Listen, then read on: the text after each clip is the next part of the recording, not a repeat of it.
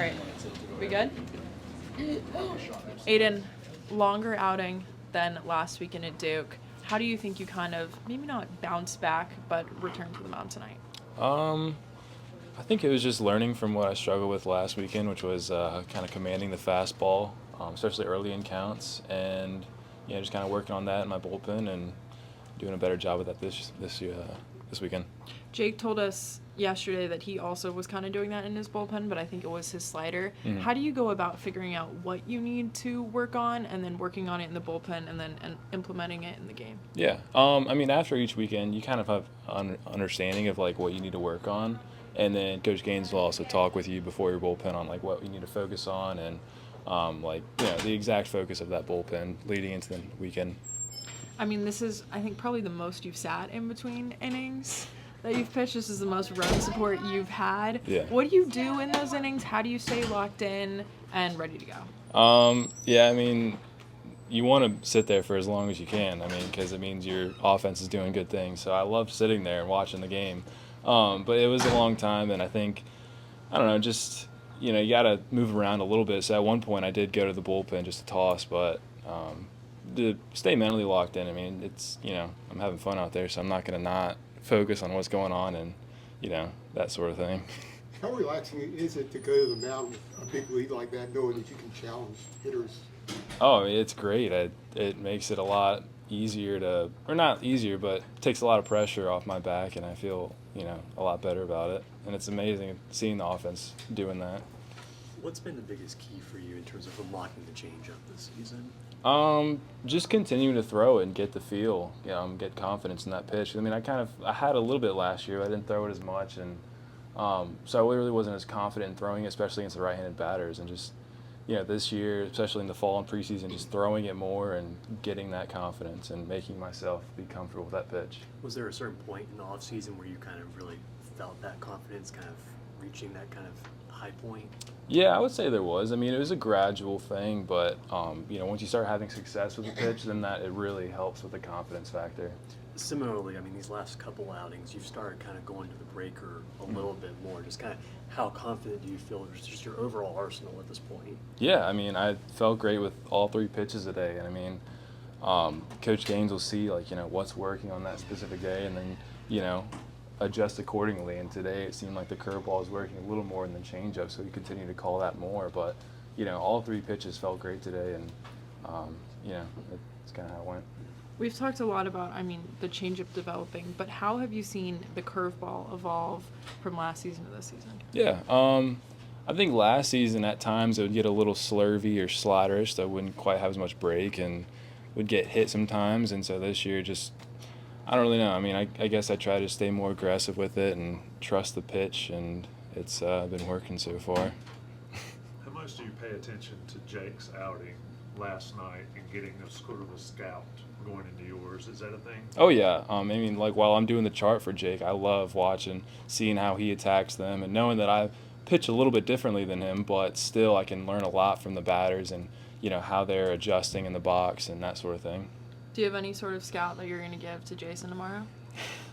Yeah, I'll probably talk to him a little bit about it, but I can't let y'all know that. Anything else? Thanks, Aidan. Thank you. Thanks, Aidan. Carter, start yesterday. Today, what has kind of been your approach at the plate, and how has it evolved this season? Just trying to compete and see each pitch come in, and if it's there, take a swing. It's not much more than that. I'm just trying to stay focused and composed and just having a good time, making sure I'm having fun. Is there anything, did Coach Weir's, Coach Forbes talk to you at all before yesterday's game or today's? Yeah, they just tell me to stick with my approach and just be who I am, because I'm a competitive guy, and if I stick with what I do best, then good things will happen. What are the emotions of getting the chance to start this weekend and then coming through as you have? Yeah, it's exciting to be able to get out there and have the opportunity to do it, and I just try to stay focused and make sure I'm having a good time and not much more than that, and not make it bigger than what it is. It's just a game I've been playing my whole life. Have you always been a good bunter like that? No, actually. I had to work on that a lot my freshman year. I was told I was the worst bunter they've ever seen. So that made me want to work hard on that and make sure I get it down so I can be in the lineup. And Coach Forbes talked about your defense. That's a big quality for you. Can you talk about what you bring to the team defensively? Yeah, I like being out there running around. I played football in high school, so I just like being out there making plays and trying to track down balls. I don't think too much more than that. How have you worked on your bunting skills, knowing that you're probably going to come in this weekend to pinch hit or pitch run, and you kind of have to show up in those little moments? Yeah, I work a lot in the cages, just making sure to get as many bunts in when I can. And when I feel like I've got it down, then it's just in the game, it's all mentality, just being focused and just staying in there, getting on the plate. Are they now no longer saying that you're the worst bunter? Yeah, no, they don't. I hope they don't say that anymore. Good? Yeah. Thanks, All right. Carter. Yep, no At problem. least we win the whole thing, maybe. Y'all go ahead. Decision to move Aidan to today. Can you kind of just take me through that? Once we knew that we were getting pushed to Saturday and Sunday, we just felt like Aidan needed to stay on his routine because he threw last Saturday in the Thursday, Friday, Saturday. And again, we're still working on some things mechanically with Jason. So that gave us another day where he could ramp it up more. And it worked out perfectly. So Jason will go tomorrow.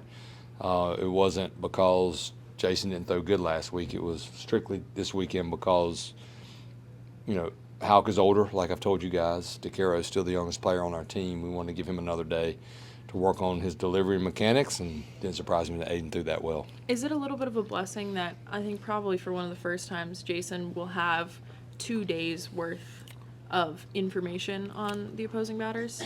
I mean, we have so much information now with Synergy and True Media. These are systems that all colleges have now. So much video. As a coach, you don't really need a game, but things can change in a game. And Coach Gaines, Coach Howe, they go back and watch after every game. But I don't think so. If anything, he does his pitching sets a little more like Aidan's, not like it as much like Knapp, so that could benefit him. Carter.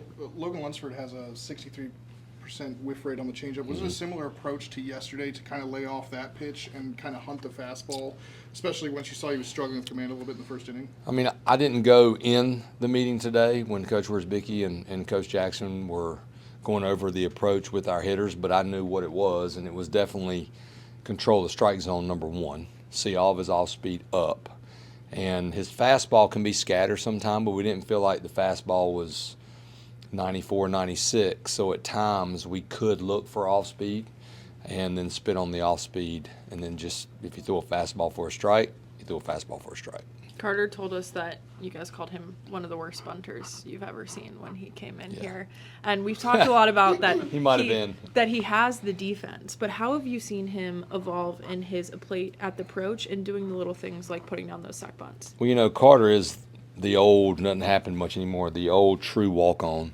I got recruited out of Tampa Jesuit to play football at some Ivy Leagues, got in North Carolina on his own.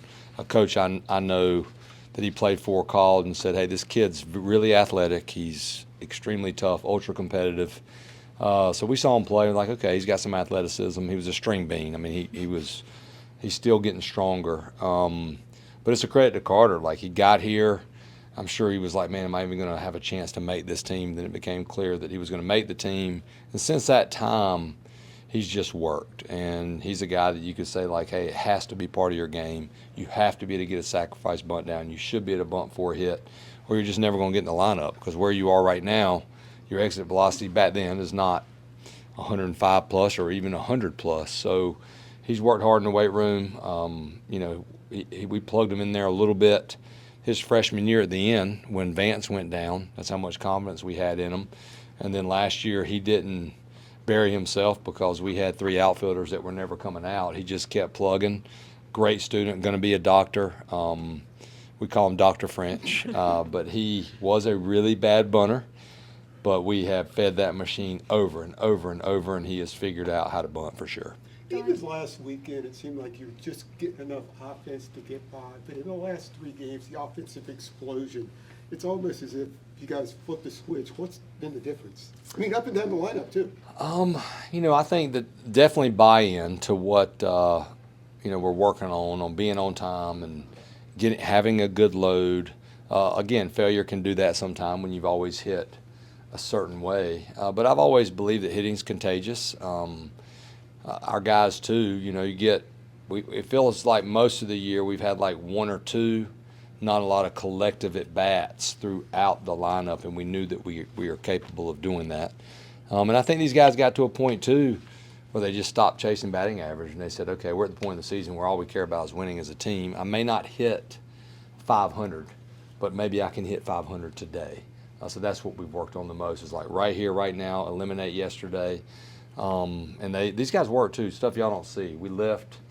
They spend a lot of time in the cages, but Coach Worsbicky and Coach Jackson do a great job back there with them, and the guys put the work in. They're benefiting from it for sure. You more patient at the plate? We were patient, but we weren't getting our A swings off to do damage. We were trying to hit the ball so deep. The old saying is you have to let the ball travel. Well, I mean, obviously we're not trying to go out and hit the ball mechanically, but if you look at spray charts in the big leagues, I mean, you pull the ball. You pull the ball in the gaps. You're trying to hit the gaps. And I explained to the guys that are consistently hitting the ball out of the mitt, they just didn't worry me too much when I was calling pitches. And I want hitters, and when it's a 2-0 count, then I'm on time. And if they throw a nasty off-speed pitch, you swing and miss it instead of giving them a quick out. So for me, it was more, just having more aggressive swings in our counts, under control, but aggressive swings. Why is Kane Kepley such a ball magnet at the plate? I mean, is the scout on him to throw it in, and they're missing in? Or? He's all over the plate. He's not going to move. And to get him out, you really need to try to get in there. Because the ball's out over the plate or middle, he does a good job of driving it. But he's good at that. And I've coached here a long time. I told him I think you're going to break the record potentially of having the most hit by pitches in a season. We had a guy, Kyle Datras, where he was a magnet. But again, that's who Kane Kepley is. He doesn't look at it as he looks at it as like a hit. I got on base, but he's all over the dish, and if you don't have control, you're going to hit him. Circling back to talking about the bunts, a few weeks ago you talked about how they weren't laying down the bunts and you weren't able to use that small ball. So now being able to use the small ball, reaping the benefits, what options does that give you at the plate when you have multiple guys being able to lay down bunts? A lot of options because we have speed. I thought the swing of the game was Carter French, but guys collectively now, 1 through 9, no matter who they are, including Stokely, including Steve, I'm comfortable giving them a sacrifice bunt, giving them a hit and run, giving them a safety, giving them a suicide, because I see it in practice every single day. And the more pressure you can put on teams, the better. And I know teams know the type and quality of arms we have. So I've been explaining to our guys, we don't have to hit 100 home runs. Work your way on base. We get first and second, no outs, gives us an option to bunt. The batting average goes way up when the other team's infield comes in. So just applying more pressure when we need to. Now, our guys have gotten on base more, which has given us an opportunity to do that. But we talk about hey, we have to pressure them on the bases, and we have to be good in situational hitting, not just runners in scoring position, but moving base runners, hitting and running, hitting, those type of things. We've talked a lot this season about Aidan with the changeup, but last week he threw the curveball the most he has all season. Then again today he used the breaker a lot. Just what does that say about his confidence in his overall arsenal at this point? That kid, he's so even-keeled. He works his tail off. But again, if you're going to be a starter in this league and you have to get through the lineup that third time, if you're fortunate enough to have that third pitch and you can use it, you can get through it that third time. And that's what him and Jake have been able to do. Now, he's always had the curveball. So now that's just something that he's okay, well, if my changeup's floating a little bit, I always feel confident in my curveball. So now here's a guy that's throwing 92, 94, at times 95, 96. He's got 2 off-speed pitches that he can throw to righties or lefties, and there aren't many of those. And that neutralizes counts for him. And a credit also to Coach Gaines. I talk to him all the time about pitch calling. You don't want to give in to the hitter. I learned the hard way, you can't fear a walk. You have to make the pitch that you believe in, and if the walk happens, because hitters will swing at pitches in 3-2 counts or 3-ball counts that aren't balls but are really good pitches. So the curveballs, I've always thought it was nasty. And then you have that change up in there, man. That's a tough guy to face. I'm glad he's on our side for sure. Just how big of a luxury is it to have two starters that both have sub-2 ERAs that can go triple digits back to back and Yeah. give this team so much length on the mound? I mean, it's a huge luxury, and I think Jason can do the same thing. You know, I'm sitting there back in the back, and it's like, man, I feel pretty good about having Jason DeCaro going on game 3. So I think we have 3 of them. You know, but it is. I mean, those two guys too, to see where they were, and everybody's story is different. You know, you got 2 guys, one guy that wasn't good enough at a small mid-major, left and went to a junior college, worked his tail off, came here, came back after being injured, and Aidan Haugh, who was this close to not coming back. That's where, you know, some of the stuff going on in college with NIL, like, you know, oh man, complain about it, but you look at those 2 guys, you know, that's helped those guys be here, leave here debt-free, and Aidan had the opportunity to sign in the 17th round, but he's going to come back here. He's going to help us win games, and he's going to leave with his degree. So that's pretty cool in my opinion. What's the update on Sawyer's situation? He has a broken hamate, had surgery Monday. He can't do anything for about 2 weeks, and then he'll start rehabbing from the surgery. You really don't need that little hook in there, so it's really going to be a pain tolerance, but usually 3 to 4 weeks before most guys can come back. But he will be back this season. Right hand? I don't even know what hand it is, honestly. Is it throwing hand? Is it his throwing? No. I think it's his right. I think it's his No, right. it is his right hand. It's his throwing hand. Yeah, but it won't affect his throwing. It's just a matter of whether or not how that hand's going to go when he swings. How gratifying is it as a coach to get guys like Lee, his college debut, Yeah. get Reese in there in an ACC series like this? Yeah, you're trying to get as many guys in as you can, and that's a challenge. But we're also University of North Carolina, one of the top baseball programs in the country. So you try to do that, but your number one most important thing is put the guys in there that are going to win the game. And both those guys can do that, which is why you're trying to get them at bats. But Lee particular has looked really good. He's been in the mix again to get in there now that Sawyer Black is out, especially against nasty right-handers. So it was just good to see. You know, he's the only one that hasn't had an at-bat, and for him to get an at-bat and have a good at-bat was awesome because, again, he's had a great attitude. How do you keep the guys? 2 more.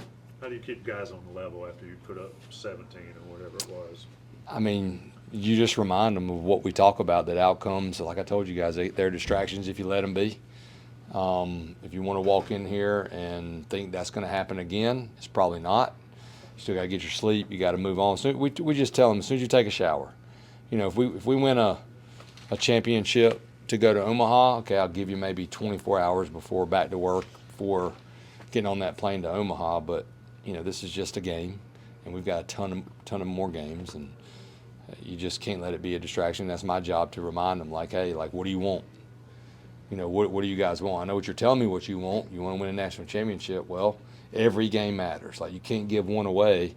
So I reminded them of that. It's a little more challenging, too, tonight. Last night, the game's late. The guys rush home.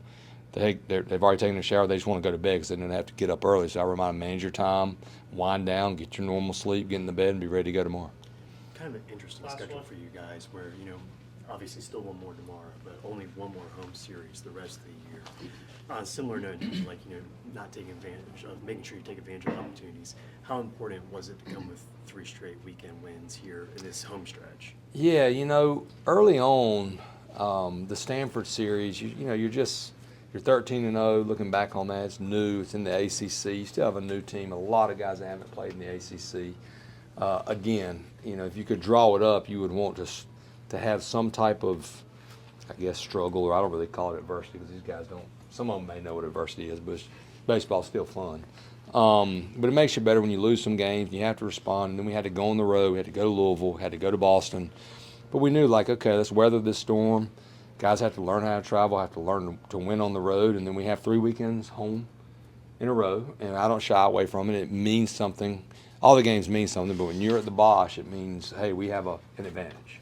And use that advantage, which they've done. But we still haven't got that sweep, so I challenged with that today. But yeah, I mean, anytime you can win a series in this league, you don't take it for granted because it's extremely hard to do, in my opinion. Thank y'all. Thank you. Y'all have a good night.